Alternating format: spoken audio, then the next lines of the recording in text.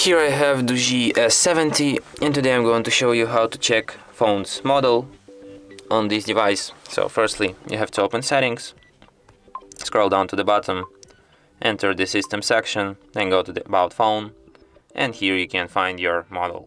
As you can see, like, model name is like the same that I said at the beginning of the video, but if you forgot how your phone is called, you can find it here, and it's like Doogee S70. And that's it. Thanks for watching. If you find this tutorial useful, don't forget to hit that like button and subscribe to our channel.